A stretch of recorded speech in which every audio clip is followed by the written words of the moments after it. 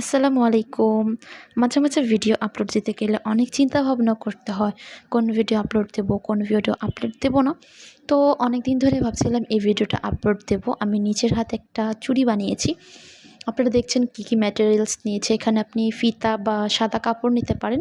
কিন্তু চুড়ির বেসটা যদি সাদা হয় তাহলে দেখতে খুব সুন্দর লাগে। তো প্রথমে আমি রিবন পেঁচিয়ে নিয়েছি। নেওয়ার পর একদম টোটালি সাদা রেখেছি বেসটা। তার উপরে কিছু স্টোনস দিয়েছি। আপনারা চাইলে অন্য কালার দিতে পারেন। সাদা কালারের উপরে সব মানে মানায় আর কি। তো আমি এখানে একটু গোল্ডেন টাইপের চেষ্টা করেছি দেওয়ার জন্য, যাতে রোদে গেলে এটা গ্লেজ মারে। আমার অনেক দিনের ইচ্ছেই ছিল একটু এরকম টাইপের চুড়ি পরবো, ব্রেসলেট টাইপের, যেটা এক হাতে পরলেও মানাবে আবার দুই হাতে পরলেও মানাবে। তো এই যে আমি হাতে পরেছি, কেমন লাগছে একটু কমেন্ট করে জানাবেন।